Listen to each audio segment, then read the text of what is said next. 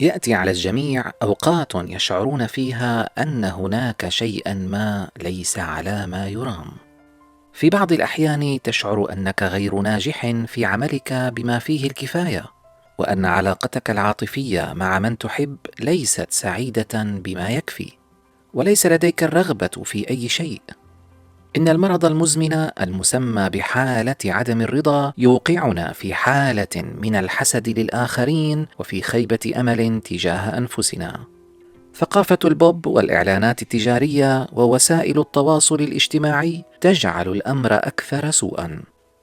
فهم يوحون لك بأنه يجب أن تكون وظيفتك مرضية بنسبة 100%، ويجب أن تتمتع باستمرار بتجارب رائعة، وأن تخرج على الناس بأعلى مستوى من جمالك، وأن يكون لديك مجموعة من الأصدقاء، وأن تجد توأم روحك.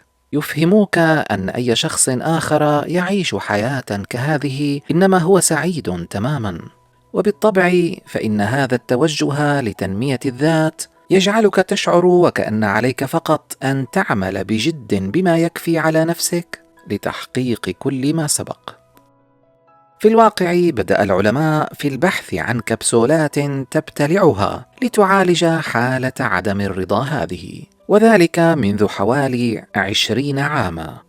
أثناء ذلك ظهر علم النفس الإيجابي، والذي يبحث فيما يجعل الحياة تستحق العيش. بالإضافة إلى ذلك تم تطوير العلاج السلوكي المعرفي، وذلك لمواجهة المشاعر السلبية. سأل العلماء أنفسهم: لماذا بعض الناس هم أكثر سعادة ورضا من غيرهم؟ وهل يمكننا التعلم منهم كيف يفعلون ما هو صحيح وبشكل عفوي؟ ما هي أكثر المؤشرات على مدى سعادتنا أهمية؟ ومدى سهولة تكوين صداقات؟ ومدى تعاملنا مع الأزمات؟ وعلاج حالة عدم الرضا إنه الشعور بالامتنان، أي أن تشعر بأنك راض وسعيد لأنك أفضل حالا من كثير من الناس. قد يبدو الشعور بالامتنان اليوم وكأنه توجه جديد لمعالجة النفس. يمكن أن يعني الامتنان شيئا مختلفا بالنسبة لكل واحد منا، وكذلك يختلف معناه باختلاف كل موقف في الحياة. إنه سمة وشعور وفضيلة وسلوك قد تشعر به تجاه شخص قام بشيء لطيف، ولكن أيضا وعلى سبيل المثال تجاه الطقس أو الطبيعة أو صدفة الحظ، وهو راسخ بقوة في جيناتنا. قبل إدراك البشرية لمفهوم الامتنان، كان هناك في البداية مبدأ المعاملة بالمثل كدافع فطري في الحيوانات لتبادل الأشياء من أجل المنفعة المتبادلة. ويمكنك أن ترى هذا السلوك في بعض الأسماك والطيور والثدييات، وخاصة في الرئيسيات. عندما يقرر عقلك أن شخصا ما فعل شيئا لطيفا من أجلك، فإنه يستجيب بالشعور بالامتنان ويحفزك على رد الجميل. يجعلنا نهتم بالآخرين ويجعلهم يهتمون بنا. تطور مهم للغاية، لأنه عندما تعلم العقل البشري تفسير مشاعر الآخرين بشكل أفضل، تم التعرف على الأفراد الأنانيين بسرعة وتم تجنبهم. لذلك فإن التوافق مع الآخرين أعطانا ميزة تطورية. على سبيل المثال، لو كان هناك شخص ما جائعا ودله شخص ما على مكان فيه التوت اللذيذ، فسيكون ممتنا له، وبهذا نشأ واجب رد الجميل ورافقه دافع للتصرف على نحو اجتماعي. عندما تم رد الجميل، شعر الشخص الآخر بدوره بالامتنان أيضا. لقد ربط هذا المبدأ أسلافنا ببعضهم البعض بشكل وثيق. كانت هذه الأشكال المبكرة من الامتنان آليات بيولوجية جعلت سلوكنا أكثر تعاونا، وساعدت البشر على أن يصبحوا أسياد الأرض. لكن وبمرور الوقت أصبح الشعور بالامتنان أكثر من مجرد دافع للتصرف بنزاهة. ووفقا للعلماء، يحفز الامتنان مراكز المكافأة والترابط الاجتماعي في الدماغ. كما يحسن قدرتنا على تفسير نوايا الآخرين، حتى أن الشعور بالامتنان يتصدى بشكل مباشر للمشاعر والميول السلبية مثل الحسد وهوس مقارنة النفس بالآخرين والنرجسية والسخرية والمادية. لهذا السبب يميل الأشخاص الممتنون، وبغض النظر عما هم ممتنون له، إلى أن يكونوا أكثر سعادة ورضا. لديهم علاقات أكثر سعادة، ويكونون صداقات بشكل أسرع، وينامون بشكل أفضل، وهم أقل عرضة للاكتئاب والإدمان والإرهاق. علاوة على ذلك، يمكنهم التعامل بشكل أفضل مع الظروف القاسية. بطريقة ما يحميك الامتنان من الوقوع في واحد من الفخاخ النفسية التي تنصبها لك الحياة الحديثة. على سبيل المثال، الامتنان يتعارض بشكل ملموس مع الميل إلى نسيان أو التقليل من شأن الأشياء الإيجابية. عندما تصل إلى هدف بعد عمل طويل وشاق، قد تشعر بالفراغ وبأن ما قمت به كان بلا معنى. لذلك وبتأثير هذا الشعور تجد نفسك تعود إلى نقطة البداية لتحاول من جديد أن تصل إلى الشعور بالرضا، وذلك من خلال الهدف الكبير التالي، أي بدلاً من أن تكون راضياً عن نفسك كما أنت حالياً. أو تخيل أنك وحيد وتريد المزيد من الأصدقاء. قد يكون هناك شخص واحد أو أكثر في حياتك يرغب في التسكع معك، لكن يبدو لك أن هذا لا يكفي. أنت ترى نفسك فاشلاً لأنك لست في سلام مع نفسك. أنت ترفض دعواتهم إلى المناسبات، ومن ثم تصبح وحيداً أكثر. ولو كنت على الرغم من ذلك ممتناً للعلاقات التي لديك، فقد توافق في كثير من الأحيان على الدعوة، بل قد تأخذ زمام المبادرة بنفسك. كلما تشجعت على الانفتاح أكثر، كلما زادت فرصة تعميق العلاقات والتعرف على أشخاص جدد. في أفضل الأحوال يؤدي الشعور بالامتنان إلى ردود فعل إيجابية، حيث ينتج عن مشاعرك الإيجابية انخراطك في المجتمع أكثر، والذي يؤدي بدوره إلى المزيد من التجارب الاجتماعية الإيجابية، فيثير بالتالي مشاعر إيجابية مرة أخرى. ويحدث هذا غالبا خصوصا بعد تجارب قاسية في الحياة، من مثل انتهاء مدة خضوعك للعلاج الكيميائي وشفائك من مرض خطير. عندها تشعر فجأة بأن الحياة رائعة حقا، وأن أبسط شيء يمكن أن يكون مصدرا لفرحة لا نهاية لها. القدرة على التذوق، أو مجرد الجلوس في الشمس، أو الدردشة مع صديق. في الواقع حياتك هي ذاتها كما كانت من قبل، أو لربما حتى أسوأ قليلا، لكن عقلك يقارن تجاربك الحالية بالأوقات التي كانت فيها الحياة أكثر صعوبة، ومن ثم يستجيب بأن يشعرك بالامتنان. باختصار، فالامتنان سوف يركز انتباهك على الجوانب الجيدة في حياتك، والنتيجة هي زيادة المشاعر والخبرات الإيجابية. كل شيء بخير وجيد، ولكن كيف يمكنك أن تشعر بمزيد من الامتنان؟ ليس كل شخص لديه السلوك نفسه الذي يوصله إلى الشعور بالامتنان، فالبعض أسلوبه أقوى أو أضعف من غيره في الوصول إلى ذلك، وذلك يعتمد على الجينات وعلى الشخصية وعلى الذهنية السائدة في بيئة كل منا. أراد العلماء معرفة ما إذا كان من الممكن العمل على هذا الشعور بالامتنان، وبالتالي الوصول إلى الشعور بالرضا أيضا، ولكنهم لم يتمكنوا من الوصول إلى معرفة دقيقة لكيفية تدريب الناس على الوصول إلى الشعور بالامتنان. لسوء الحظ لا توجد حبوب سحرية للحظ. الحياة معقدة. في بعض الأيام تشعر وكأنك تتحكم في كل شيء، وفي أيام أخرى لا تشعر بشيء من ذلك، وهذا لا بأس به. وأحيانا عندما تمارس ضغطا شديدا على نفسك، فإن السعي الملح للوصول إلى السعادة قد يجعلك هو نفسه أيضا أكثر تعاسة. لكن الامتنان وحده ليس علاجا للاكتئاب، ولا يمكن أن يحل محل مساعدة الخبراء النفسيين. إنه مجرد قطعة واحدة من اللغز في اللوحة العامة التي تمثل الصحة العقلية.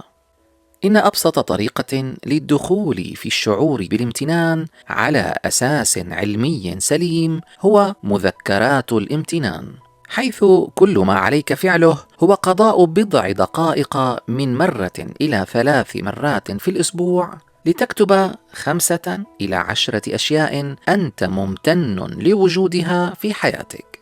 ربما يبدو هذا غريبا، لذلك ابدأ بشيء سهل. هل يمكنك أن تكون ممتنا لشيء بسيط؟ ربما لجودة مذاق القهوة، أو لشخص أظهر لك المودة؟ هل قام شخص بعمل لطيف من أجلك؟ أو هل تفكر في الأشخاص أو الأشياء التي لو ذهبت فجأة ستكون حزينا، والتي يمكنك أن تكون اليوم ممتنا لوجودها في حياتك؟ كل شخص له خصوصيته. اكتشف ما هو جيد بالنسبة لك. وهذا هو كل شيء أقولها لك بصدق. يبدو الأمر سخيفا إلى حد ما، في الواقع لا يفترض أن يكون بهذه السهولة، لكن في العديد من الدراسات أفاد أشخاص بأنهم يشعرون بالسعادة والرضا بشكل عام بعد القيام بهذا التمرين لبضعة أسابيع. وجدت الدراسات أيضا تغيرا في نشاط الدماغ بعد بضعة أشهر. لذلك يمكن أن تؤدي تمارين الامتنان هذه إلى إعادة برمجتك. وهذا يوضح أن المشاعر والحالات المزاجية ليست ثابتة، فما الذي تقدمه لك الحياة يعتمد فقط على كيف تنظر أنت لهذه الحياة. عندما تغير ومن الأعماق نظرتك لنفسك وإلى الحياة، ستغير بالتالي أفكارك ومشاعرك وبالتالي سلوكك. إنه لأمر لا يصدق أن شيئا بسيطا مثل أن تتأمل في أعماق نفسك يمكن أن يغير الموصلات في دماغك بهذه الطريقة، ومن ثم يكافح الشعور بعدم الرضا. إذا لم يكن هذا سببا للتفاؤل، فما الذي سيدعوك إلى التفاؤل إذن؟ أن تكون واحدا من البشر هو أمر صعب، لكن لا ينبغي أن تجعل الأمر أكثر صعوبة من اللازم. انطلق في الحياة باهتمام أكبر، وستلاحظ العديد من الأشياء التي تجعل الحياة بالفعل أكثر جمالا. أعزائي، لم أذكر لكم في هذا الفيديو إلى هذه اللحظة فكرة واحدة من تأليفي، وإنما كل ما سبق كان مجرد ترجمة مني لملخص لخصته قناة ألمانية مشهورة، هي من أشهر القنوات المهتمة بالشؤون العلمية، حيث ذكر صاحب هذا التلخيص أيضا المصادر العلمية الكثيرة جدا التي اعتمد فيها على تلخيصه هذا، وقد تنوعت مصادره بين مقالات علمية وكتب علمية كثيرة، لذلك هي تمثل خلاصة أبحاث العلماء الغربيين. ويمكنكم العثور على روابط تلك المقالات والكتب أسفل هذا الفيديو. أما الآن فاسمحوا لي أن أعلق على تلخيصه هذا. إن قولهم أن ما حولك من وسائل إعلام تدفعك نحو المثالية في كل شيء إنما هي التي تسبب لك التعاسة، وأن عليك أن تتجاهلها، أي هذه الوسائل الإعلامية. أقول لهم بدوري: أوليست وسائل الإعلام هذه هي من عمل أيديكم؟ ألستم أنتم من اخترعتموها ماديا، وأنتم من تبثون الأفكار فيها معنويا؟ ثم إن دفع هذه الوسائل لك نحو المثالية أوليس هو أمر حميد من جانب؟ أليس الأفضل أن يسعى الإنسان إلى تطوير ذاته في كل الجوانب؟ ولكن هذه هي النتيجة الطبيعية للابتعاد عن الله والاعتماد المرئي على عقله فقط. فأنتم تتكلمون الآن ليس عن معاناتكم من جرائم القتل والسرقة، بل تتكلمون هنا عن معاناتكم من الآثار السلبية للاهتمام بالتطور والسعي إلى الأفضل. فقد وجدتم أن حتى هذا الشيء الحميد له آثاره السلبية، فهناك من يعجز عن مواكبة هذا السباق نحو الأفضل، فيكتئب ويمرض وينعزل عن المجتمع، أو تقل فاعليته في ميدان عمله ومهنته. كل ذلك بسبب نفسيته فقط، التي لا تعلمون عنها شيئا يذكر. بعد أن فسرتم الحياة كلها على نحو مادي، وشبهتم البشر بالحيوانات، وفسرتم كل النتاج البشري تفسيرا ماديا حيوانيا غرائزيا، فهذا ما جنته أيديكم. إنكم لحائرون في الآثار السلبية حتى لكل شيء جميل تتوصلون إليه، فلديكم في النهاية أناس بليدون لا يريدون أن يعملوا، ولديكم في المقابل أناس طموحون جدا يريدون فعل كل الإنجازات العظيمة، ولكنهم على الطريق نحو هدفهم هذا يصابون بالتوتر وتدهور الصحة والقلق في كل مرة يعيق أهدافهم هذه عائق ما، لأنهم يخشون الفشل. ولا يمكن أن تجد شخصية متوازنة وسطية بين هاتين الشخصيتين، والتي تأخذ المفيد فقط من كل منهما، إلا عند المؤمن الحقيقي، لأن القرآن يدفع المؤمن إلى أن يأخذ بكل أسباب النجاح والتفوق في كل شيء.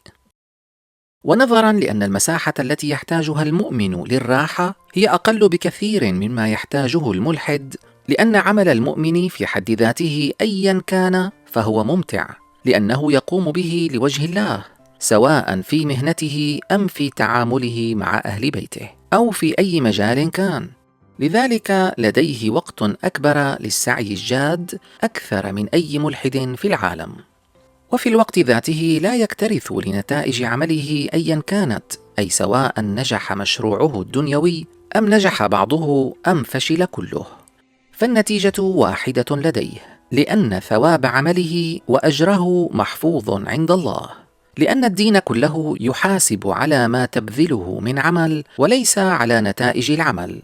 لذلك المؤمن سعيد راض دائما مهما كانت النتيجة، ولذلك لا يصاب بالتوتر على الطريق إلى هدفه، لأن نجاح الهدف لا يهمه، بل الذي يهمه هو أن يسعى إليه بكل قوته، لأنه يؤجر على ذلك. وبما أن التوتر لا يصيبه، لذلك يكون أكثر فاعلية في أخذه بالأسباب، لأن التوتر يضعف قدرتك على الاستمرار بفاعلية في طريقك، بينما المحمي من التوتر ومن الخوف من المجهول تجده جبارا قويا دائما وأبدا، وبالتالي مرشحا للنجاح أكثر من غيره. منذ 20 سنة وأنتم تبحثون عن كبسولات يبتلعها المكتئب فيصبح سعيدا راضيا في حياته، ولكنكم إلى الآن فاشلون. وأقسم لكم بالذي فطر السماوات والأرض أنكم ستبقون في هذا المجال فاشلون، لأن السعادة في الدين وفي رضا الله فقط. أما ادعاؤكم أن الشعور بالامتنان هو أمر راسخ بقوة في جيناتنا، فهذا على عادتكم دائما بمحاولة تفسير كل شيء جميل بأن أصله مادي أو غرائزي حيواني، ولمجرد أن يستمع المريض إلى هكذا تشخيص فكيف تريد منه أن يسعد بحياته، وأنت تشبهه بالحيوانات وتشبه مشاعره الراقية لو حصلت بأنها نتيجة جينات وهرمونات ومواد كيماوية، ثم تطلب منه بعد ذلك أن يعطيك يده كي تساعده وتخرجه من حالة اكتئابه، وتطلب منه أن يسعى جاهدا للوصول إلى الامتنان بعد أن حقرت له الامتنان ذاته أيما تحقير، بتشبيهه بمشاعر البهائم، بدل أن تفهمه أن امتنان المؤمن لما اختاره الله له في هذه الحياة يجعله عند الله مرضيا، وأنه بهذا الامتنان يرتقي عن عالم الحيوان الترابي وينافس به عالم الملائكة النوراني، وأنه كما علمنا القرآن يختصر بحمده لله كل مجد وفضيلة. أهذا ما يشجع المريض على الخروج من حالته أم تشبيهاتكم أنتم؟ وعلى افتراض أن الشعور بالامتنان هو أمر مكتوب في شفرة الجينات كما تزعمون، وأقول كما تزعمون لأن القرآن علمنا الدقة العلمية الشديدة، ومشكلتكم كعلماء ملاحدة عندما تخاطبون الناس في مقالاتكم فغالبا تخلطون الحقائق العلمية اليقينية بالتي هي أقل منها ثبوتا.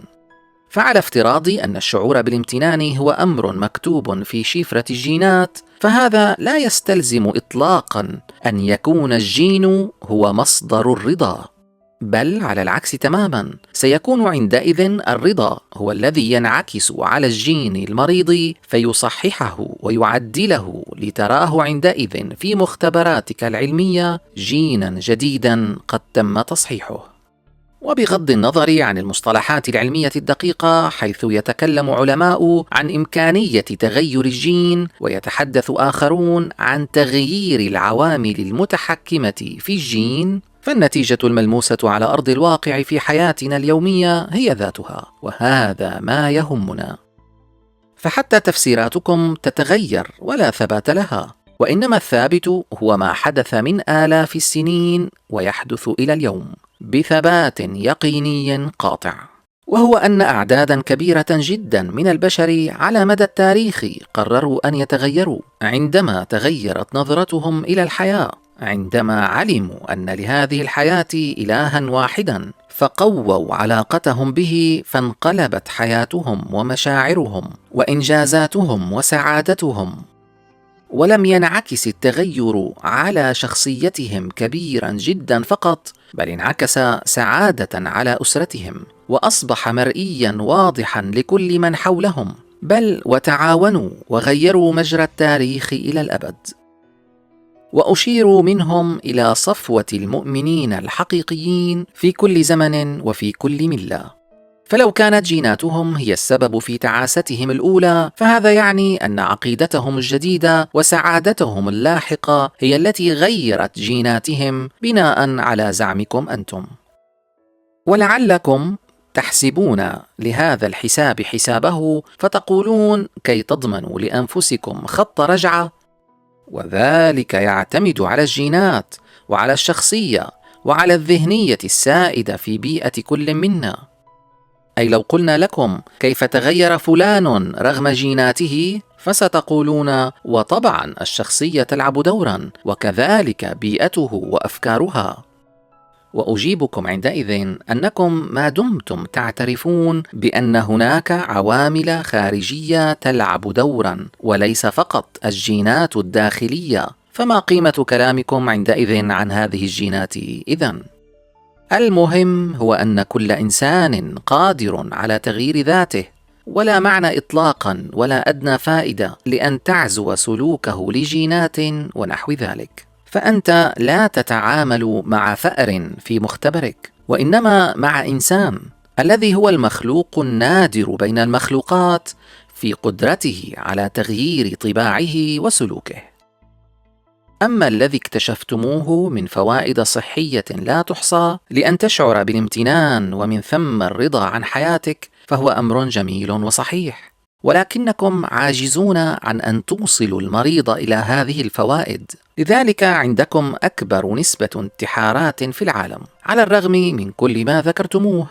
فالمسألة ليست بالتشخيص وحسب، بل المهم أن يكون الدواء ناجحا، والدواء يكمن في البرمجة التي يبرمج الله بها عباده من خلال وحيه، لأنه أعلم العلماء بالبرمجة الأمثل لمن خلق.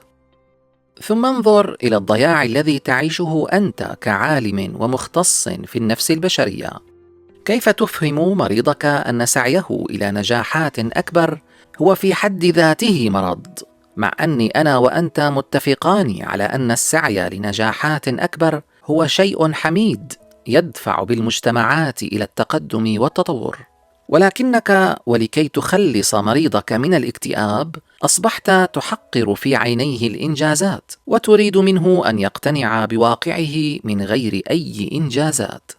ولكن المريض يعلم أن هذا ما هو إلا مخدر، وأنك تتقاضى المال كمعالج نفسي لتلقي في أذنيه هذه الكلمات ليرتاح.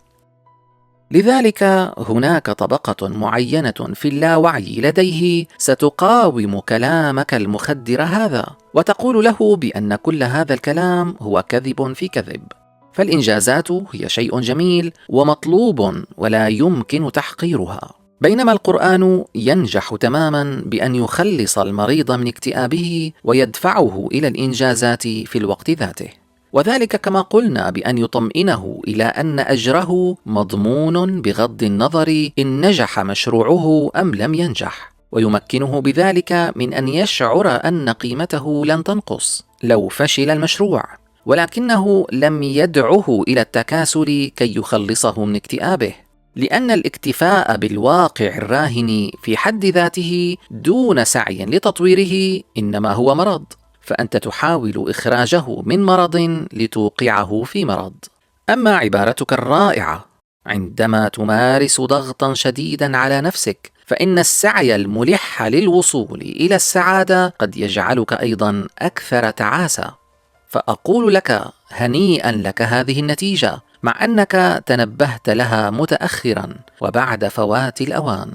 فهذه الحقيقة أخبرنا بها القرآن منذ أكثر من 1000 سنة، حيث أفهمنا أن السعادة ليست باللهاث وراء ملذات الدنيا، وإنما بالعكس تماما، أي بأن تسعى لها باعتدال وقلبك زاهد فيها، أي عندما تعلم أن هذه الدنيا دار ابتلاء فلا تتوقع منها الكثير، ولذلك عندما تحصل فيها على أبسط نعمة فأنت كمؤمن تتعجب من حصولك عليها في هذه الدار، مع أن الله وعدك بأن تحصل على النعمة في الآخرة، فتخجل من كرمه وترى عندئذ في أبسط النعم سعادة كبيرة.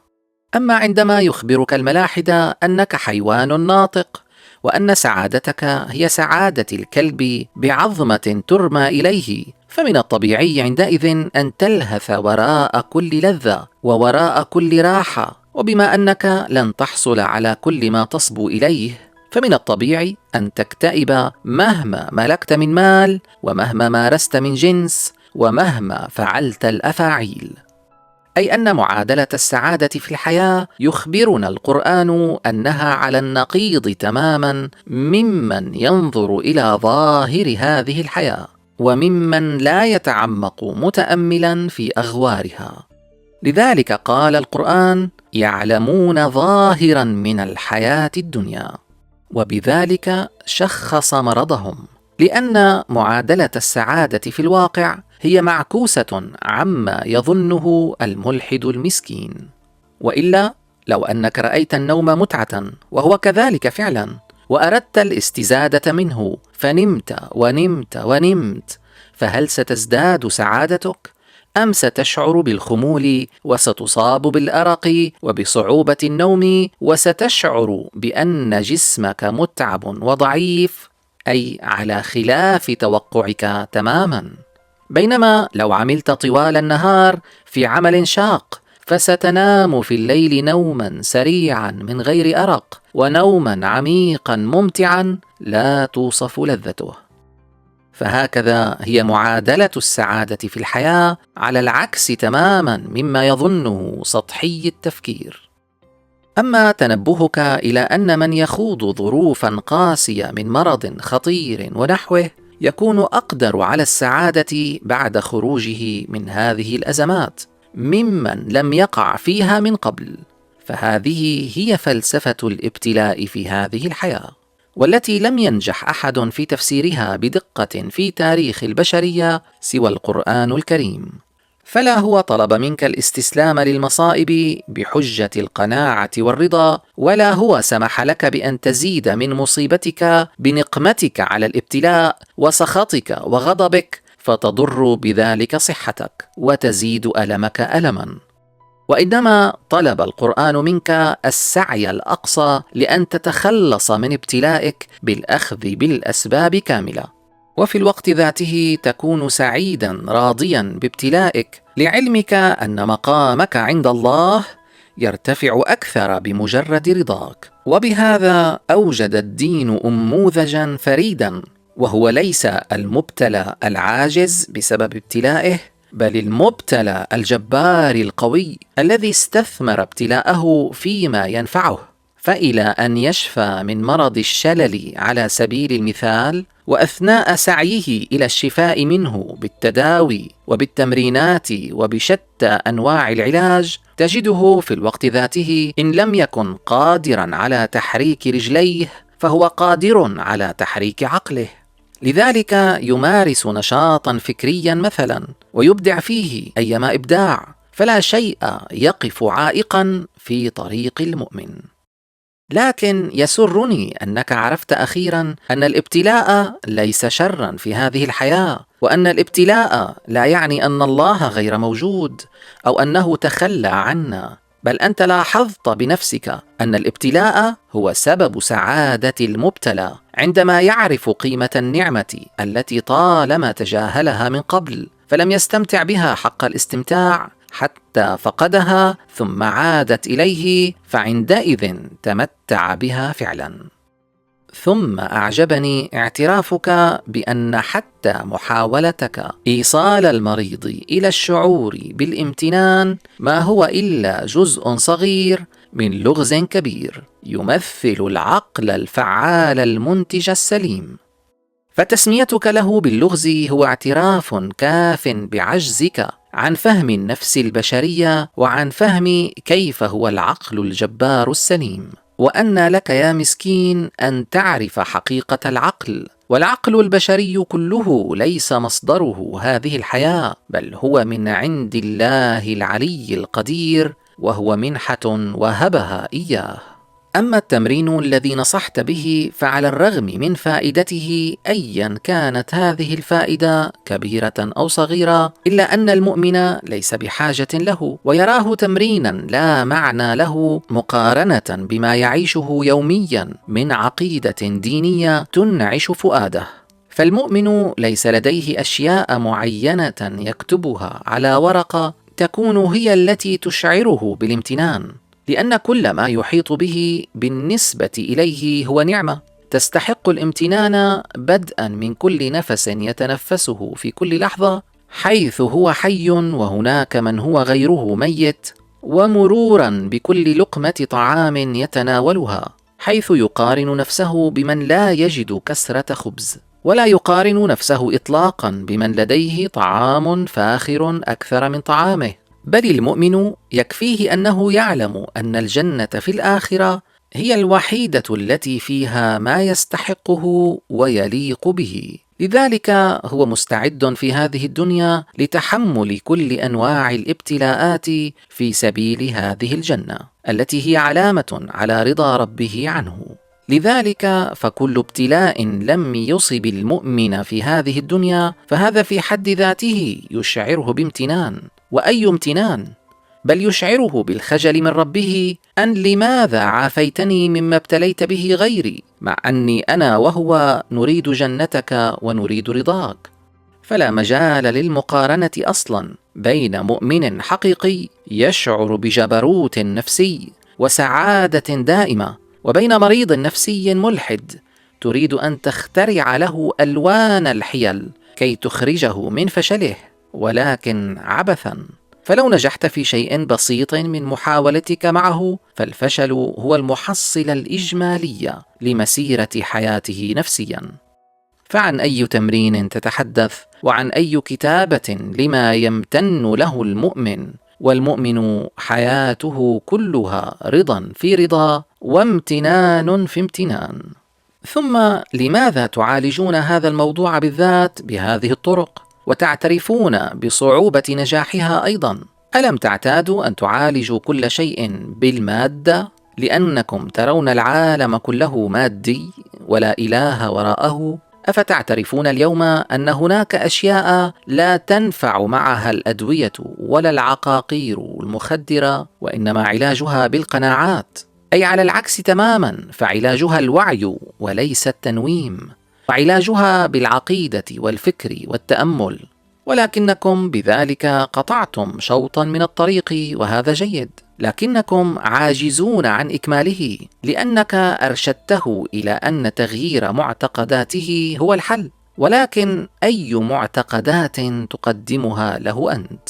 المعتقدات التي تقول أن أصله من خلية تطورت بذاتها دون قرار إلهي، وأنه اليوم عبارة عن حيوان ناطق يسمى إنسان، وأن الإنسان ما هو إلا فصيلة من فصائل هذه الحيوانات، وأن حبيبته عندما تشعر بلهفة إليه تفسرون لهفتها بأنها نتيجة الهرمونات الحيوانية الكيماوية، وأن لولا هذه الكيماويات في جسمها لما شعرت بهذه اللهفة. أي عقيدة هذه؟ وأي نظرة بائسة عن الحياة تقدمونها له، ثم ترجون شفاءه من الاكتئاب إن كنتم أنتم أنفسكم في طريقكم نحو الانهيار النفسي مثله. ولكن الفرق بينكم وبينه أنكم تكابرون، والمسألة مسألة وقت. أما وصفك لتمارين الامتنان هذه بأنها ستعيد برمجة هذا المريض، وأنك تراها برمجة مفيدة، فأسألك إذن لماذا تصفون الدين بأنه ما هو إلا برمجة للإنسان، وأنه بالتالي شيء غير واقعي، وأنه غير حقيقي؟ أراك اليوم تلجأ إلى البرمجيات، ومن قال لك أننا ننكر أن الدين برمجة؟ لكن هل كل برمجة ضارة؟ وهل كل برمجة هي مزيفة؟ كون أن الله خلق الإنسان على نحو يكون قابلا فيه للبرمجة النفسية، هذا لا يعني أن كل برمجة هي باطلة، بل يعني أن الله هو الذي يعرف ما يصلح لهذا الإنسان من برمجة. وكذلك جعل من الممكن أن يختار الإنسان لنفسه برمجة أخرى غير إلهية، كي يكون هو المسؤول الوحيد عن قراره في أن يسعد في هذه الحياة بالعلاقة مع الله أم يتعس ويشقى. فإمكانية تبديل البرمجة يدل على الحرية في القرار، ولا يدل على أن كل برمجة هي وهم في أصلها، كما توحي لك اليوم ما يسمى بالبرمجة اللغوية العصبية. ولا يفوتني اعتراف لك بقولك: الذي تقدمه لك الحياة يعتمد فقط على كيف تنظر أنت لهذه الحياة. فهذا هو واحد من الأدلة على أن الحياة ليست فقط أرقاما مادية صدعتم بها رؤوس الناس عندما كنتم تنكرون كل ما يتعلق بالأديان. فها أنتم هنا تلجؤون إلى البرمجة، والدين برمجة، والمهم في الدين أن يكون صحيحا وليس فيه شوائب حتى لا يتسبب في برمجة خاطئة. وليس الحل هو أن تلغي الأديان كلها وتوقع الناس في الاكتئاب وتقنعهم بأنهم حيوانات فيحتقروا ذواتهم. ما يهم هو أنك تعترف أن السعادة ليست في المال ولا الجنس ولا الطعام ولا الشراب، وإنما السعادة هي في نظرتك أنت إلى الحياة. وهذا الشيء لا يقوم به أحد أفضل من الدين، الذي يرفع معنوياتك إلى السماء ويجعل نظرتك نظرة رضا. أشكرك على كل اعترافاتك هذه، فقد حطمت بنفسك صنم الافتتان بالعلم الحديث، حيث ظهر لكل منصف أنكم باستهتاركم بقيمة الدين كنتم أناسا غير علميين، لأن العلم لا يقتصر على الأرقام، بل يحتاج أيضا إلى البرمجة النفسية الصحيحة، وإلا وقع الناس في الأمراض النفسية وأحيانا الانتحار. والحلقات التي أثبتنا فيها معجزات القرآن أثبتت أن القرآن هو منبع العلم، وهو الذي يعلم البشرية كيف يكون المنهج العلمي الدقيق في البحث الرصين. والمؤمن يحترم كل الناس، ملحدين كانوا أم مؤمنين، ويتمنى الخير لهم كما يتمناه لنفسه تماما. والحمد لله رب العالمين.